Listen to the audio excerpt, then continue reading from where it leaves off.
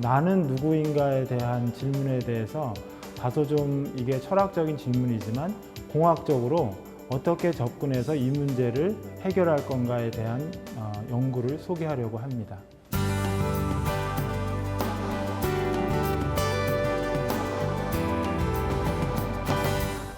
저는 이제 어릴 때부터 나는 누구인가에 대해서 좀 질문을 많이 하고 좀 관심이 많았습니다. 물론 이제 대부분 모든 사람들이 아마 살아가면서 이런 질문을 많이 할 것 같고요. 저도 예외는 아닌 것 같습니다.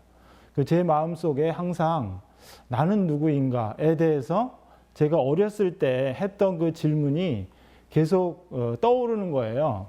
그래서 이제 한 몇 년 전부터 그러면 내가 이거를 좀 연구를 해봐야겠다, 나름대로. 그런데 이제 제가 뭐 철학을 하거나 심리학을 할 수는 없는 거고, 그래서 이제 제가 공학을 전공한 것을 배경으로 해서 과연 나는 누구인가에 대해서 한번 물어보자 라고 이제 생각을 해서 이 연구를 시작하게 됐습니다. 나는 누구인가에 대한 그 첫 번째 질문은 아마도 자아, 우리가 소위 이제 자아라고 부르는 그런 그 용어에 대해서 한번 좀 생각을 먼저 해보게 되고, 저도 이제 그렇게 했습니다. 우리 일상의 모든 경험의 밑바닥에 있는 모든 경험을 통일하여 모든 경험을 하고 있는 바로 그 당사자라고 생각되는 의심할 수 없는 자신을 말한다. 무슨 얘기인지 하나도 못 알아들었습니다, 저는. 그래서 이제 공학하는 입장에서 보면 이렇게 애매한 정의는 사실은 연구를 할 수가 없지요. 그래서 이제 이 문제를 조금 더 좁게 한번 좀 분명하게 생각해 보면, 우리 일상의 모든 경험을 하는 그 주체는 사실은 정신과 그리고 우리 육체, 몸이 있습니다. 그러니까 우리가 두 세계, 그러니까 정신적인 세계와 물리적인 세계, 이 자연의 세계를 말하는 것이죠. 이 두 세계에서 일어나는 경험이 아까 그 자아를 정의하는 일상의 모든 경험이라고 볼 수가 있습니다. 그렇죠. 그래서 만약에 우리가 우리의 정신과 몸 또는 물리적인 세계와 정신적인 세계가 어떻게 구성이 되어 있고 어떻게 상호작용하는지를 알면, 그러면 자아를 이해할 수 있고, 그래서 나는 누구인가에 대한 이해를 할 수 있으리라고 이렇게 생각을 합니다. 여기 아주 오래전 우리가 소위 원시인이라고 부르는 사람들이 만든 조각이 있는데, 여기에서 봐도 나무를 이용하죠. 그러니까 자연 세계의 어떤 물질 그리고 감각할 수 있는 것을 이용을 해서 우리가 무엇을 만듭니다. 그런데 특이한 점은 오직 인간만이 이렇게 사자의 머리를 하게 됩니다. 다시 말하면 어떤 상상, 정신의 세계가 있다는 것이죠. 그래서 우리가 사실은 우리를 이해하기 위해서는 이 자연 세계, 그러니까 물질적 세계와 정신 세계가 어떻게 구성이 되어 있고 어떻게 상호작용하는가를 이해하는 것이 대단히 중요하다고 볼 수 있겠습니다. 그런데 이제 이 문제는 사실은 철학에서 심신 문제라 그래서 마인드 바디 프로블럼이라고 그래가지고 상당히 많이 연구가 되고 있습니다. 플라톤 이래로 여태까지 이제까지 계속 마음과 그리고 바디, 마인드와 바디, 그리고 마음과 몸은 서로 어떻게 구성이 되어 있고 어떻게 상호작용을 하는가라는 것이 이제 굉장히 중요한 논의이고요. 그래서 이것은 이제 버클리의 썰이라는 교수님이 정리를 한 내용이 되겠습니다. 그러니까 플라톤 이래로 우리는 몸과 마음이 어떻게 상호작용을 하는가를 이제 어떻게 논의되었나에 대한 역사를 보여주고 있습니다. 그래서 제일 처음에 이제 이원론, 그러니까 몸과 마음이 독립적이다라는 이원론이 있고요. 그 다음에 이론론 중에 관념론이라는 것이 있습니다. 물질적인 세계나 자연의 세계 그런 것은 없다. 오직 정신과 관념만이 있다라고 주장하는 것이 있고요. 최근에는 이제 유물론을 기반으로 하죠. 그래서 모든 정신의 활동들은 다 물질적인 것을 기반으로 하면서 이제 구성이 되고 상호작용을 한다라는 것을 배경으로 해서 현재 여러 가지 철학적 논의들이 이루어지고 있습니다. 그런데 이제 이 물리주의, 그러니까 다시 말하면 뇌와 이 의식 간의 관계 연구에서 이제 가장 중요한 그 핵심적인 문제 중에 하나가 뭐냐 하면 도대체 이 의식이라는 것이 우리가 살고 있는 이 삶 속에서 이 자연의 세계에서 도대체 어디에 이게 위치해 있는 거냐. 이게 이제 굉장히 중요한 문제입니다. 이것은 이제 그 차머스라는 철학자가 consciousness and its place in nature. 그러니까 consciousness, 의식이라는 건 도대체 자연에 어디에 위치했냐라는 것을 이제 이야기하면서 하나의 사고 실험으로 제시한 것입니다. 이제 메리의 방이라는 그 사고 실험인데요. 이것은 뭐냐하면 메리라는 아이가 이제 상상이죠. 상상 실험인데 메리라는 아이가 흑백으로만 구성된 방에서 태어날 때부터 클 때까지 거기서 키웠습니다. 그런데 이제 아버지가 물리학자라서 빨간색이라는 것이 파장이 얼마고 어떻게 발생하고 그것이 너의 망막을 지나서 뇌의 어디를 자극하면 네가 빨간색을 느끼는 거야 라는 물리적인 지식을 완전히 다 가르쳐 주었습니다. 그래서 메리는 빨간색에 대한 모든 물리적인 지식을 완전히 갖추고 있습니다. 그런데 어느 날 방이 열리면서 어떤 젊은 남자가 방문을 열고 들어와서 빨간 장미를 보여주면서 당신을 지켜봤는데 당신을 사랑합니다. 이렇게 고백을 한 거예요. 그러면 이때 이 메리가 그 빨간 장미를 본 그 빨간색을 그걸 처음 보는 거냐? 아니면 이미 메리는 빨간색에 대한 모든 물리적인 지식을 갖고 있기 때문에 그것을 이미 알고 있는 것을 다시 본 거냐라는 질문이 바로 이 메리의 방에 관한 질문이 되겠습니다. 그래서 여기에서 만약에 여러분이 빨간색을 처음 보는 것이다 라고 대답을 하면 여러분은 물리적인 모든 지식이 있더라도 의식, 우리의 정신은 설명할 수 없는 무언가가 더 있다 라고 주장을 하는 것이고, 메리는 알고 있는 빨간색을 보았다라고 하면 그것은 모든 우리의 정신이나 의식은 물리적인 지식으로 다 설명할 수 있다라고 그 생각을 하는 것이 되겠습니다. 어느 쪽인지는 아직 결론이 안 났고요. 그래서 여러분이 자유롭게 어느 쪽을 선택을 하실 수 있을 것 같습니다. 아무튼 그래서 이제 이런 문제가 있고, 이 문제를 한마디로 요약하면 뭐가 되냐면 이 몸을 구성하는 정신의 가장 중요한 뇌와 그리고 우리 정신에서 경험하는 그런 의식이나 이런 것들이 중간에 어떤 갭이 있다라는 거죠. 이걸 이제 철학적인 용어로 그 explanatory gap이라고 그래서 설명적 간극이라고 부릅니다. 무슨 얘기냐면 뇌에서 일어나는 모든 물리적인 과정을 우리가 다 설명해서 아까 메리의 방 그 사고 실험처럼 모든 것을 다 설명하는 지식을 갖고 있다 하더라도 붉은색을 느끼는 그 감각, 그 느낌, 그 정서는 설명할 수 없을 것이다. 여기에는 큰 갭이 있다라는 것이 이제 현재 우리가 당면하고 있는 중요한 문제입니다. 그래서 이제 제가 여기까지 한번 이제 생각을 해보고, 그러면 이 explanatory gap을, 이 설명적 간극을 어떻게 해결할 거냐, 어떻게 이것을 연결해서 나를 제대로 이해할 수 있을 것이냐를 이제 생각을 해보는 것이 이제 공학적인 연구를 하는 그 중요한 동기가 되었습니다. 이제 공학으로 돌아와서 그 어떤 전자 소자를 만들고 있습니다. 이것이 이제 제가 만들고 있는 전자 소자입니다. 이 소자는 크게 네 부분으로 구성이 되어 있습니다. 첫 번째 부분은 이 앞부분은 뇌 안에 들어가서 뇌의 그 뉴런, 그 신경세포의 활동을 측정을 합니다.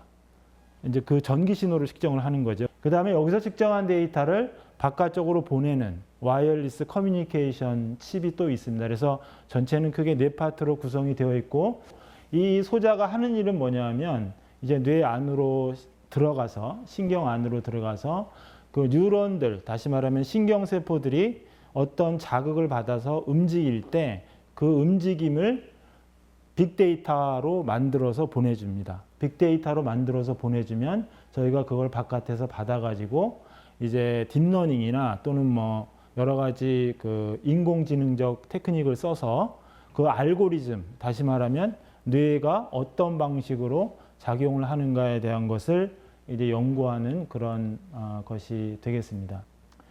그래서 이제 아까 제가 그래서 소자를 만든다 그랬는데, 그래서 이 소자가 하는 그 최종적인 목적은 뭐냐면 그 뇌 안으로 들어가서 그 뉴럴 네트워크의 그 알고리즘, 그러니까 그 신호를 받아가지고 그 알고리즘을 이해하는 것이 이 소자가 하는 그런 가장 그 최종적인 목표라고 그렇게 말씀을 드릴 수가 있겠습니다. 근데 이제 여기서 한 가지 여러분들이 좀 의문을 가질 수 있는 게, 아니 그거는 그냥 0101 신호인데 그게 어떻게 뇌 안에서 일어나는 그런 의식 또는 의미와 관계된 그런 정보를 다룰 수 있고 그런 알고리즘을 할 수 있는가라는 질문을 제기할 수 있을 것 같습니다. 맞습니다. 그래서 이제 제가 이 신호를 받는 연구를 하면서 그 뇌 안에서 실제로 일어나서 거기서 발생하는 그런 의식의 문제, 정신의 문제, 이런 것을 과연 어떻게 다룰 거냐라는 것에 대해서 이제 나름대로 플랜을 만든 것을 이제 잠깐 설명해 드리도록 하겠습니다. 일단 아까 제가 정보의 흐름이라고 말씀을 드렸는데, 정보의 흐름은 지금 전자공학에서 충분히 수학적으로 다루고 있습니다. 그러니까 여러분이 만약에 핸드폰으로 통화를 한다면 그 발신지에서부터 최종 도착지까지 그 시그널이 어떻게 가는지에 대해서는 이미 모든 수학적인 원리들이 다 그 정립이 되어 있고, 그걸 사용해서 우리가 여러 가지 전자기기들을 만들고 있게 됩니다. 그래서 여기에서는 우리가 뭘 할 수 있냐면 이 수학적인 방법으로 정보가 얼마만한 양이 흘러가나를 우리가 측정을 할 수가 있습니다. 그러니까 여러분이 이제 핸드폰으로 친구랑 밤새 통화를 했을 때 통신사에서 당신은 오늘 50메가바이트의 정보를 통화를 했습니다. 이렇게 고지서가 날라오죠. 그러면 그 얘기는 뭐냐면 여러분이 했던 그 정보의 흐름의 양을 측정해서 그것을 가격으로 매긴다는 것을 의미를 하는 것이 되겠습니다. 그래서 이 기술은 뭐 전자공학에서는 아주 잘 알려져 있는 기술입니다. 그래서 이제 아까 제가 말씀드린 것을 다시 한번 상기해 보면 밖에서부터 데이터가 오고 그 데이터가 정보화 됩니다. 근데 이 정보화 될 때 이것이 아마도 측정할 수 있는 어떤 그 양으로 측정할 수 있는 정보가 될 것이다 라는 것이죠. 이걸 이제 보통 우리가 구문론적 정보라고 부르는데, 그래서 이 구문론적 정보량을 제가 그 개발하고 있는 소자를 가지고 그 양을 측정할 수 있습니다. 그러니까 이거는 이제 무슨 얘기냐면 우리가 자극을 받았을 때 뇌의 경로 중에서 어떤 경로로부터 어디까지 정보가 얼마만한 양이 흘러가는가를 측정할 수 있을 것이다 라는 것을 이제 말씀을 드리는 겁니다. 따라서 우리가 구문론적 정보는 측정할 수 있다.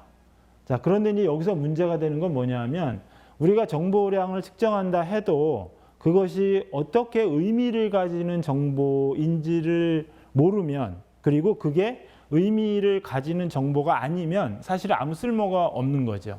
그래서 이제 여기에서 제가 좀 고민을 좀 하고 약간의 좀 공부를 해가지고 이제 드레츠키라는 철학자가 있는데, 이 철학자가 제안한 것은 뭐냐면 정보원, 그러니까 출발 지점부터 최종적인 목적지까지 정보량이 흘러가는데 그 흘러가는 양의 조건부 확률, 그러니까 얼마만한 양이 흘러가는가의 그 확률을 봤을 때 그 확률이 1이면 그러면 그게 의미론적 정보가 된다는 겁니다. 의미를 전달을 한다는 것이 되죠. 그러니까 이제 여러분이 이제 이 예를 간단하게 설명을 드리면 이렇습니다. 지하철에서 옆에 있는 사람이 통화를 하는데 그 크게 떠들어요. 물론 이제 귀에다 대고. 그러면 여러분이 앉아서 듣고 있으면 일단 짜증이 나죠. 왜냐하면 시끄러우니까. 근데 그 짜증이 나는 또 다른 이유 중에 하나는 뭐냐면 여러분이 듣고 있는 정보는 그 통신의 반만 듣고 있는 거예요. 그러니까 저쪽 사람이 말하는 건 못 듣고 이쪽 사람이 말하는 것만 들으니까 정보량의 반만 듣게 되니까 이게 무슨 의미인지 계속 추측을 하게 되죠. 여러분이 하기는 싫지만. 예, 그러면 짜증이 나는 거죠. 그래서 만약에 그 사람이 스피커폰으로 떠들면 그냥 시끄럽군. 그럼 뭘 그런 얘기 이렇게 되는데 그게 아니라 여러분이 정보량이 반만 들으면 그 의미가 전달이 안 되기 때문에 그래서 이제 문제가 되는 거죠. 그래서 이제 드레츠키는 아마도 제가 이해하기로는 그런 의미에서 그 출발점부터 목적지까지 정보 조건부 확률이 1, 다시 말하면 정보량이 전체가 도달하면 그러면 그게 의미론적 정보가 될 거다. 영어로 이야기하면 semantic information이 될 거다라고 생각을 합니다. 자, 이거 이제 그 예시를 설명드리기 위해서 제가 우리가 현재 실험했던 것을 잠깐 갖고 왔는데요. 여기 이제 N1과 N2는 뉴런 1과 뉴런 2입니다. 다시 말하면 신경세포 1과 신경세포 2고 이것은 연결이 되어 있습니다. 그 이제 신경줄기로 연결이 보통 이제 우리가 그 덴드라이트나 뭐 이런 부르는 용어가 있는데 연결이 되어 있습니다. 그래서 이제 요 주어진 시간 동안에 N1 그러니까 그 여기에 이를테면 정보의 출발점이죠.